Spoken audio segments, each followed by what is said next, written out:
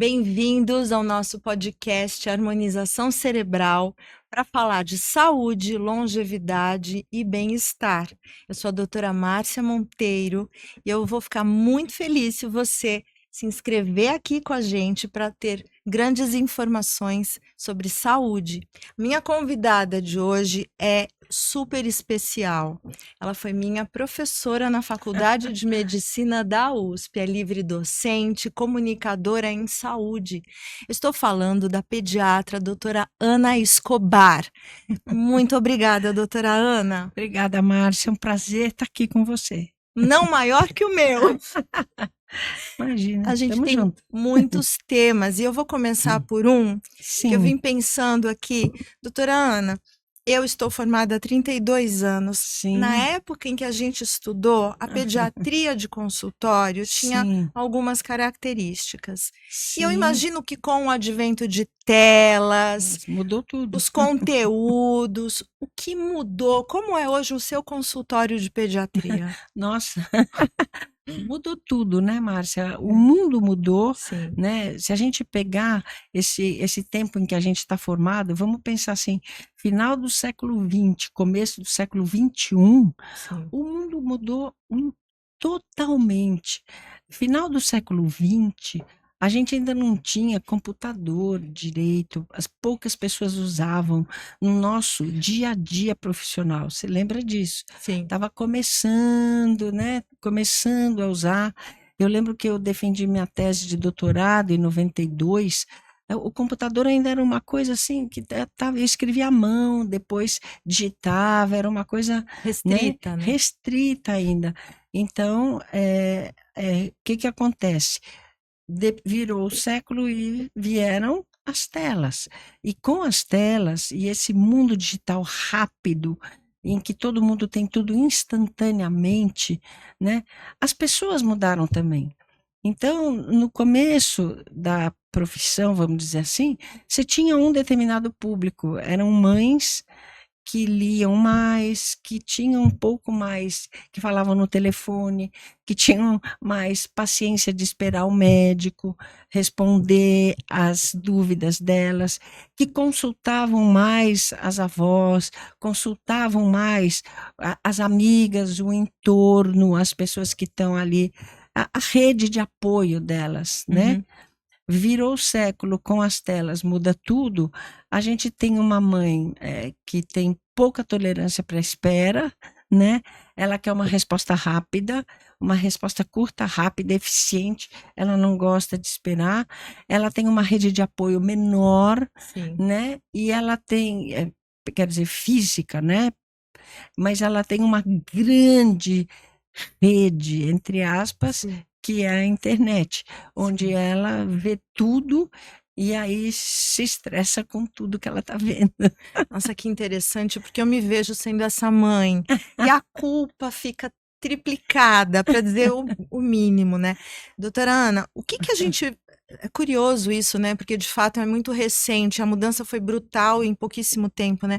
A gente vê os bebês, né, com o dedinho ali. Isso, isso. Como que a gente pode imaginar o impacto disso num cérebro em desenvolvimento? É gigante e por isso a recomendação é zero tela para bebês com menos de 2 anos, para crianças com menos de 2 anos, né?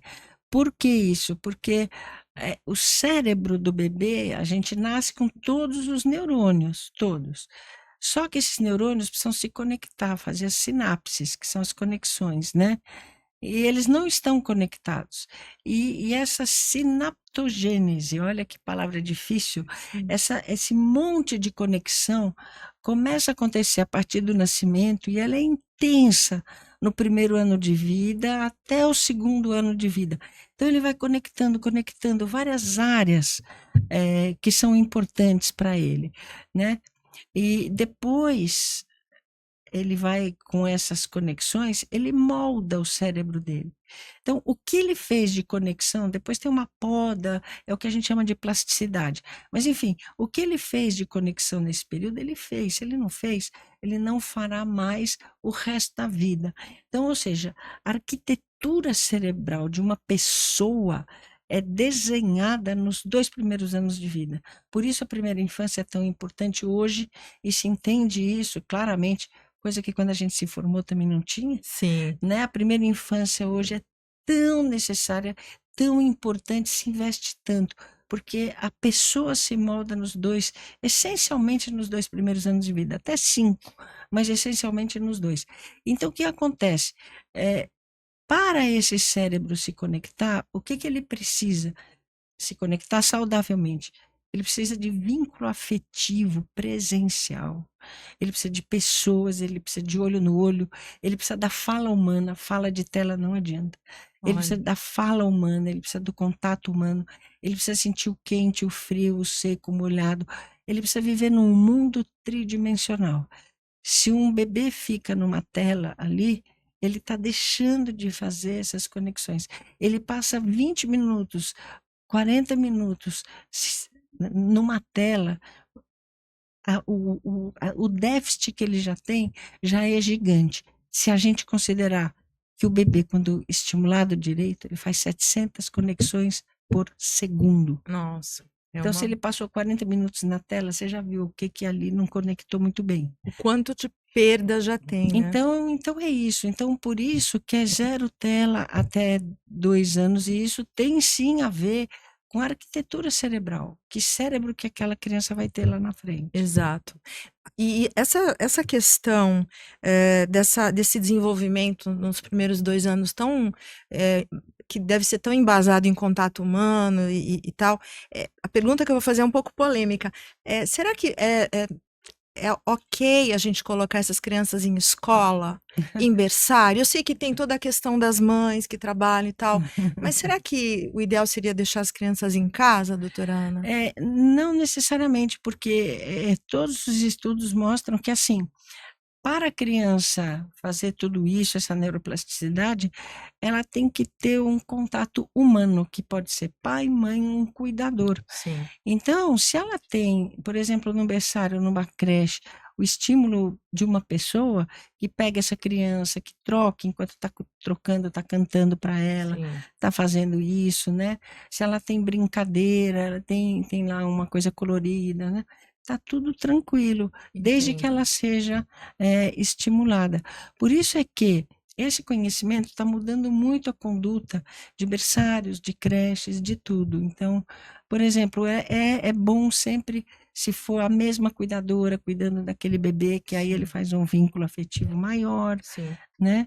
Não ficar rodando muito, entendo. entendeu? Sim, Então, assim, o bebê precisa de um humano do lado, é isso. para cuidar.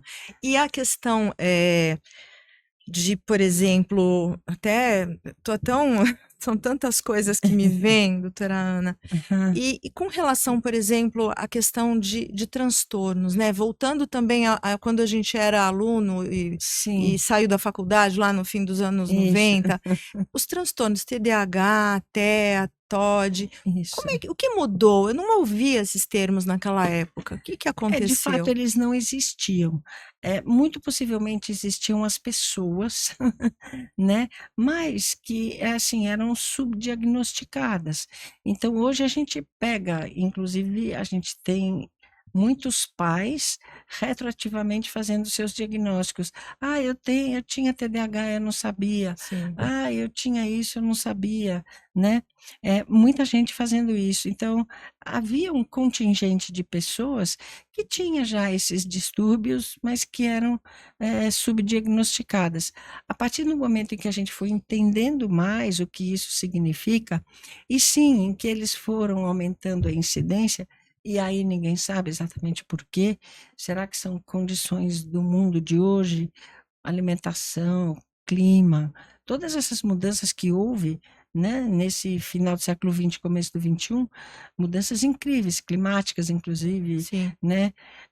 A gente se alimenta muito mais de ultraprocessados e tudo isso, tem mais plástico em tudo que a gente ingere. O que que isso está, de fato, afetando e aumentando a incidência de determinadas coisas? A gente não sabe exatamente, mas então houve o que há é um número maior de diagnósticos, né? A gente tem, né, todos os critérios para diagnosticar mais definidos, e também, com certeza, deve ter um número maior de pessoas. Entendo. A Eu, população cresceu, É então, verdade. Eu lembrei o que eu ia falar, em relação à primeira infância, né? Então, as conexões até 2 anos.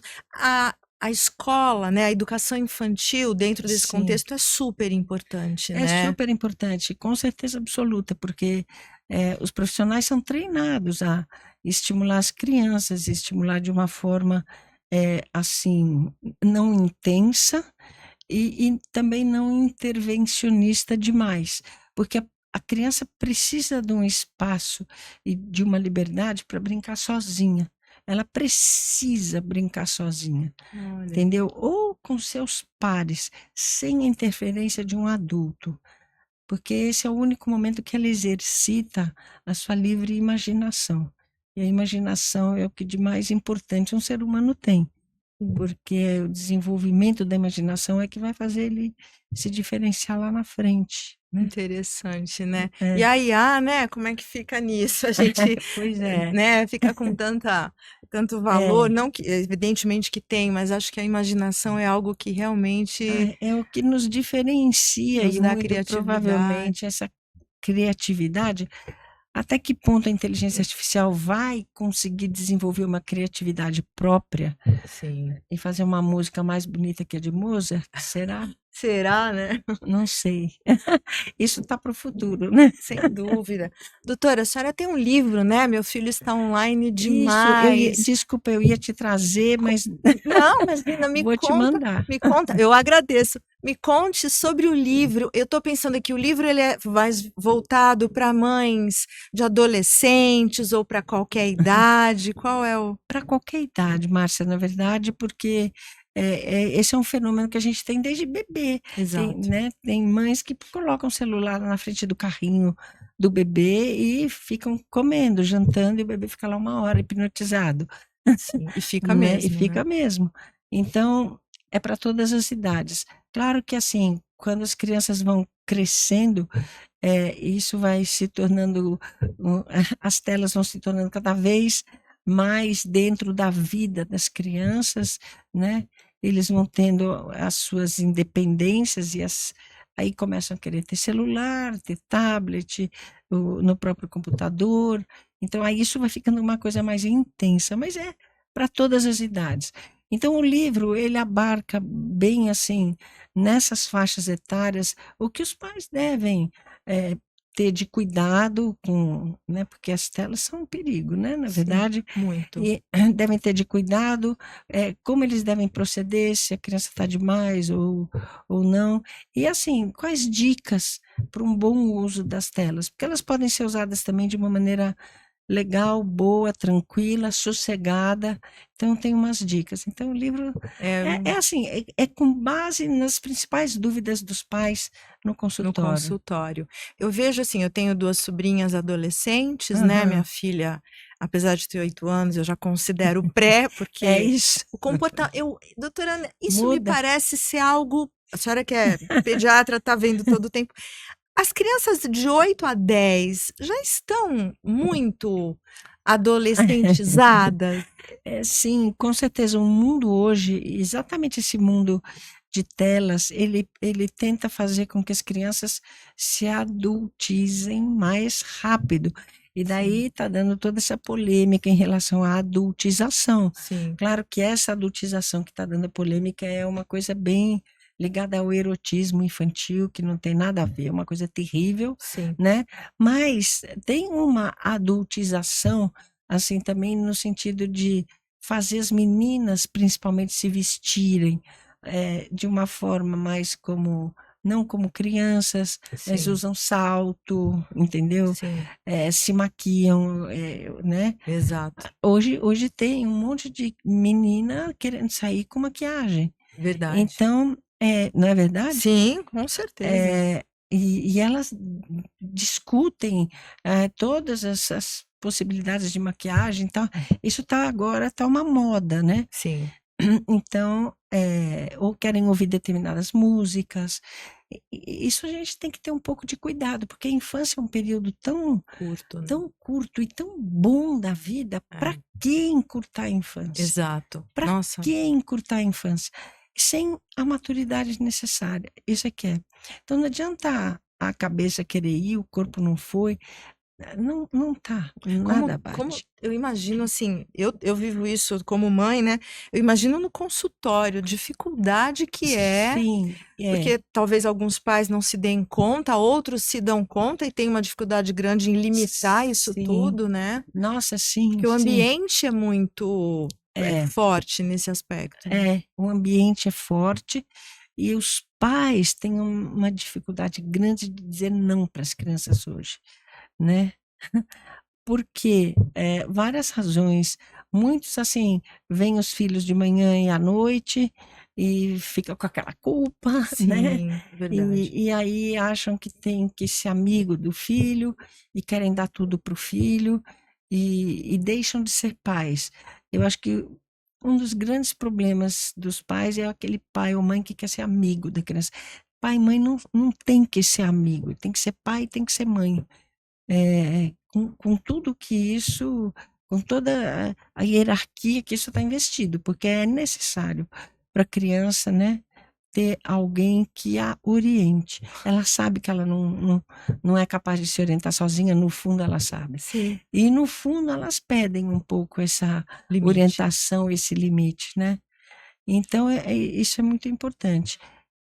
Quando as famílias conseguem ter um pouco essa dinâmica de conversar e dos pais se colocarem os limites, o sim, o não, explicar o porquê, não pode isso, aquilo, e participarem também com a criança, né? O pai pode jogar com o filho um pouco, não precisa ser amigo, mas pode jogar com o filho, Sim, né? E ensinando o filho a jogar. E vai, e fica naquela supervisão.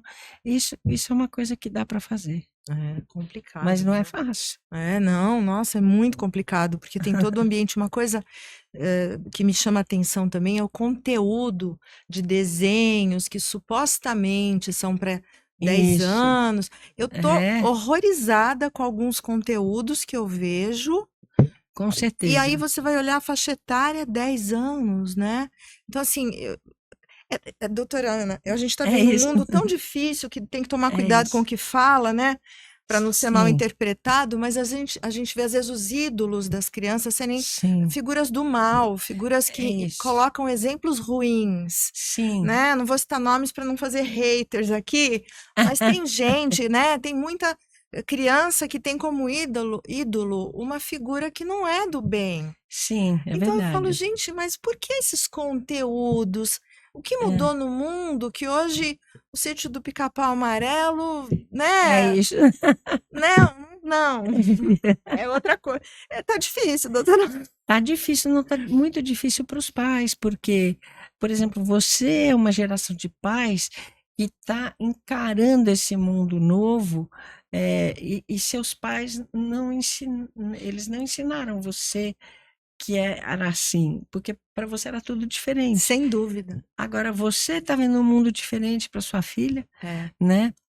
Dos seus avós para os seus pais não mudou muito, mas dos seus pais para você mudou muito. é verdade. Não é É verdade? verdade, isso é Então, fato. isso é fato. É. Então, esses valores, né? Eles mudaram muito e de repente o que é do mal fica, né? É aquela pessoa assim endeusada. É isso. A gente tem que discutir com as crianças valores. Isso eu acho importante. Quais são os valores da família, né? Esses são os valores que a gente tem que preservar.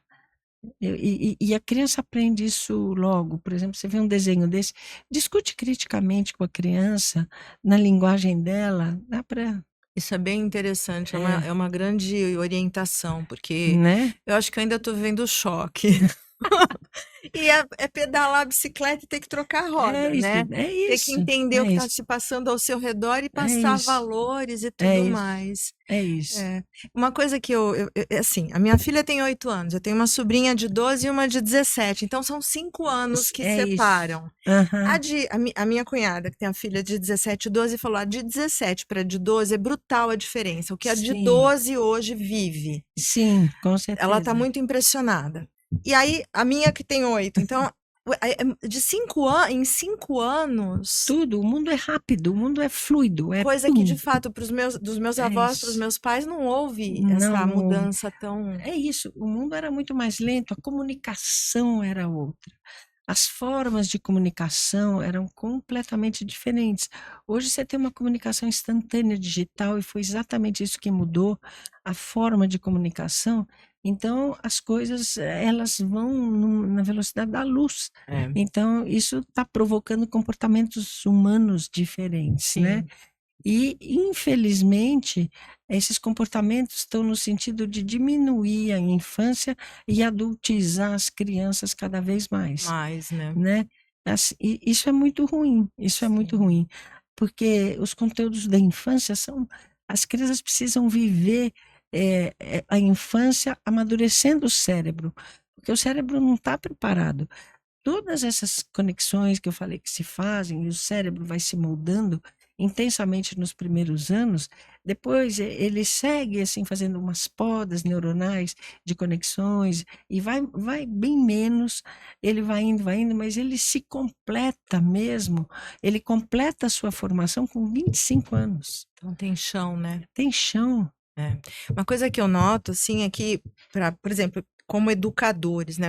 Imagina os professores nas escolas, e graças a Deus que os celulares estão fora. É, Como é que a gente chama atenção para os conteúdos pedagógicos se tem tanta distração no celular e nos tablets, né? Eu imagino o é isso, desafio na escola é para isso, que alguém se sente, estude, é tendo isso. tanta distração, tanta coisa mais interessante, supostamente, né? Então, é Como isso. orientar um pai e uma mãe de um vestibulando? O que fazer, não é? Não é?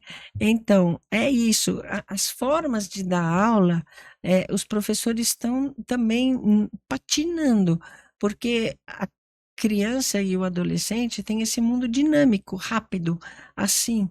E aquela forma tradicional de dar aula, que a gente teve também, Sim. não tem mais nada a ver, tem que ser um pouco diferente. Como você vai prender um aluno para estudar para um vestibular? Não tem outro jeito, ele tem que estar interessado, é isso. Então hoje parte dele estar interessado. Se ele não tiver interessado, não, Não não, vai acontecer. ele não vai assim achar, ah, não, eu tenho que fazer isso, então eu vou. Não, ele tem que ter alguma coisa dentro dele que o obriga a fazer, e aí ele vai estudar. Não tem outra saída. É bem interessante, a gente precisa É. despertar o interesse de É alguma despertar o forma, né? interesse. Na hora que você consegue despertar o interesse, dar uma razão para ele, olha, e ele entende isso como um objetivo de vida, um projeto de vida, fazer um vestibular, aí ele vai, aí ele vai. Aí Sim. eles estudam, aí eles capricham. Pegar nesse É, ponto, né, do exatamente. desejo de É isso, investigar aquilo, é de ir a isso. fundo com uma determinada tarefa, né? Essa geração pensa muito assim, eu faço aquilo que eu quero, é isso. É. E aquilo que eu quero geralmente me dá prazer. Isso, o objetivo é ser feliz. Tem muita É, crítica a esse tipo é de isso, comportamentos. Eu é preciso ser isso, feliz. Você pode ser feliz não fazendo é nada isso, e é isso, vagabundeando. é isso, Enfim. é isso. Por É. isso, hoje, essa geração, antes, aquelas profissões tradicionais, né? Medicina, engenharia, Sim, tará, direito. hoje eles vão muito para a área das artes, né? Para a área. Eu tenho vários pacientes, vão fazer cinema, né? Vão fazer educação artística, vão fazer artes, vão fazer isso, aquilo. Muitos pacientes vão para artes plásticas. Eles realmente pensam, eu vou fazer aquilo que me faz feliz. Nossa, que a gente como nós somos de uma geração, né, analógica É, e se vê no mar de grandes mudanças, acho que para nós é um grande desafio, né? é, Essa conversa talvez seja mais para a gente pensar nos nossos, na nossa maneira de agir diante disso, né, doutora Ana? sim, Como mãe, como professora, como médico, né? A gente tem que sim, obrigatoriamente se adaptar a essas mudanças, né? tem que se adaptar, não há Outra outra saída, né? saída. E o que eu acho sempre assim, o que os pais podem fazer? Os pais, eu acho que assim, quando têm filhos, tem que conversar. cotidianamente, jantar todo dia juntos, faz uma diferença impressionante. Todo mundo sem celular, vamos jantar junto. E isso que seja rotina das famílias, porque é um momento em que um fica sabendo um pouco da vida do outro, o que está acontecendo, e são nesses momentos que o pai conta uma coisa que aconteceu na empresa dele, sei lá, onde ele trabalha, e isso serve de exemplo para alguma coisa que o filho pega, é um comportamento, é alguma coisa, olha, meu chefe se comportou mal porque xingou não sei quem, e aí eles discutem isso na família, e assim, nesse dia a dia, jantando é que se passam os valores.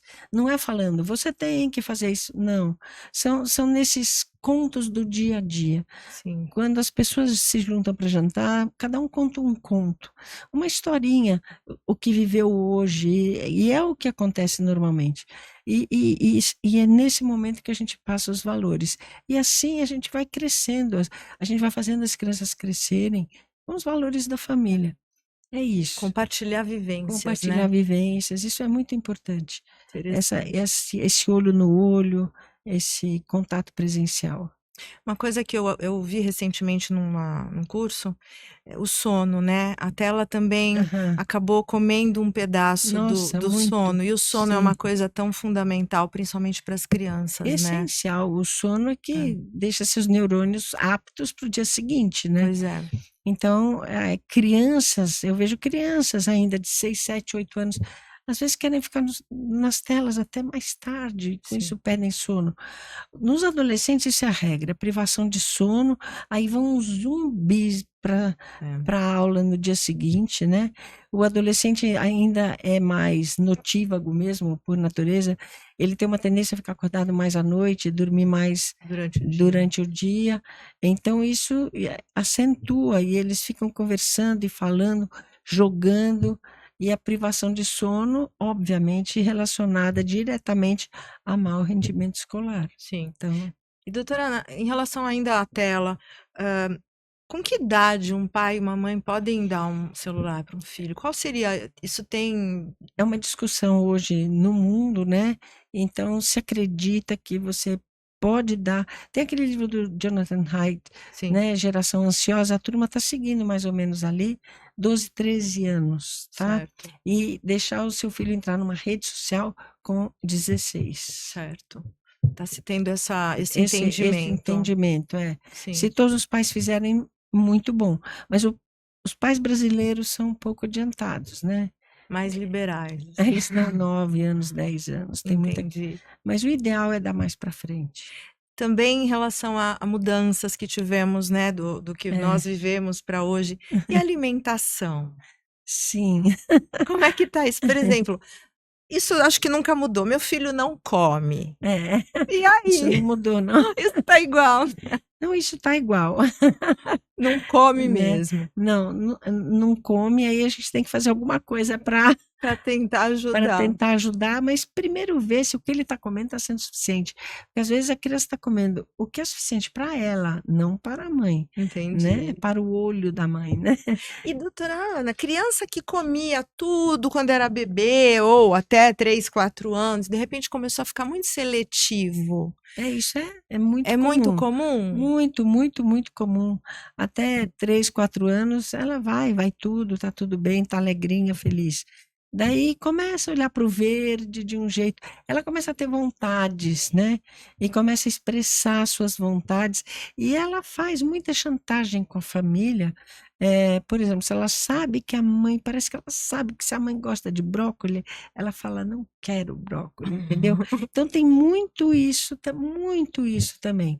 Mas existe essa seletividade natural da idade, e geralmente o que a gente faz é o seguinte: a gente dá uma olhada no geral. Olha, tá comendo uma proteína? Tá. Tá Sim, comendo um arroz feijão, que é importante, um pouquinho de arroz feijão? Tá. Uma fruta vai todo dia? Vai. Leite tá indo, porque leite é importante por causa do cálcio? sim. Tá bom, tá bom. Não E vamos isso, assim, não criar vamos criar dificuldade. dificuldades. Comer Não couve de precisa comer, Bruxelas. não precisa comer aquele prato colorido. Não, come isso todo dia. Só come isso todo dia. Tá bom, só come isso todo dia. tá suficiente. É o É básico o bem básico. feito, né?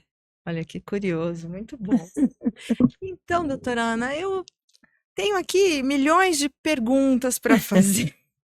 Acho tão Sim, complicado, né? A gente tem um mundo muito ágil, as crianças com uma demanda sim. muito diferente, muito questionadoras, né? Isso. Isso é bem interessante, eu É acho. isso, No, isso no é. consultório, doutora, a senhora vê isso? Ah, com Os pacientes certeza. muito Sim, menos eh, quietinhos, eu digo, sempre perguntando, sim, muito mais sim. participativos, ou é impressão minha? Não, as crianças, quando têm interesse em determinadas coisas, né, eles são muito ativos mesmo, como você está falando, em perguntar, em querer saber. E como eles têm um mundo, né, é, eles têm interesse, por exemplo, sei lá, num dinossauro que está lá na parede do consultório, vai. Eles começam a perguntar e falar. E aí você vê que eles têm até um estudo que já fizeram, entraram no Google, tá? Olha que bacana. Né? Tem um Eles lado sabem. interessante Esse também, lado é né? bom. Que a É, internet acaba acaba educando. educando e acaba dando essa base para eles perguntarem. E tem, por outro lado, aquele grupo que, assim, fica hipnotizado no celular, sentado no canto e que não consegue nem falar o que tem. Então, é aquele adolescente de 12 anos, a mãe está junto, a mãe que fica falando, ele fica lá com aquele boné, geralmente, assim, no celular, Mal e tem esse responde. também. Tem É. os bem isolados. Doutora Ana, é verdade que quando tá com a mãe é um comportamento, com as pessoas de fora é outro? Ah, certeza Sempre. absoluta. Sua filha é assim Ela é, também. então. Não, comigo foi uma coisa. Chega com a mãe aquela birra, É isso, exatamente. escândalo, é chantagem. Sempre assim. Com a mãe é o escândalo. É Com isso, o até para vizinho, examinar. Às vezes a criança vai com uma babá, por exemplo, você examina fácil. Chegou a mãe, acabou. estragou. Eles se sentem mais confortáveis, é isso? Por que que faz isso? Eles sabem que assim, muito é uma encenação, um escândalo, um chamar a atenção. Todo filho gosta de chamar um pouco a atenção da mãe. No Quer, fundo é quer ser isso. o centro É o das centro da atenções, né? atenção, é isso. Ai, que engraçado. E a pandemia, o que fez com as crianças? Ah, então, a pandemia isolou as crianças do mundo, né? E com a pandemia, muitas coisas vieram. Aumentou a obesidade, aumentou a miopia duplicou Olha, no mundo, né? Em compensação, as doenças infecto-contagiosas todas diminuíram. A diminuíram. gente passou o tempo que a gente ficou isolado, que não houve prescrição de antibiótico para otite, ninguém teve otite, ninguém teve nada. Essas amidalites, ites, que eles têm de monte quando estão socializados, né? Então, doenças infecciosas diminuíram, mas o isolamento aumentou, então essas situações aumentaram, obesidade, miopia e doença mental também, né? A gente teve muitas crianças ansiosas, as crianças, né, mais depressivas, isso tudo houve também um aumento importante durante a pandemia, pelo isolamento, mostrando que a gente precisa das pessoas perto da gente, né? Sem dúvida. Doutora Ana, para Aham, finalizar, eu acho que tem muita coisa para a gente falar. Ao aham, longo da nossa conversa, eu fui aqui pensando, né?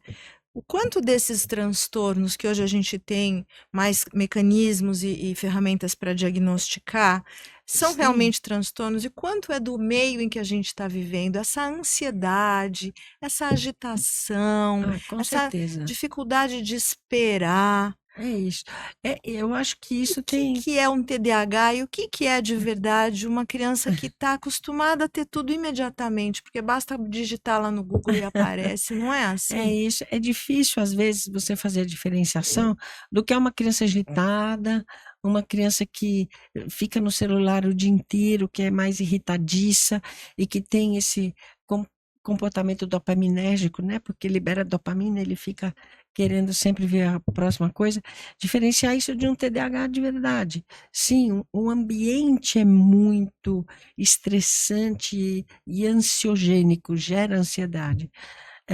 Então, mas aí a gente tem ferramentas, né, que são esses instrumentos de avaliação que aí os profissionais conseguem fazer uma diferenciação. É uma avaliação longa, feita por uma equipe multiprofissional, às vezes, que você consegue fazer uma diferenciação.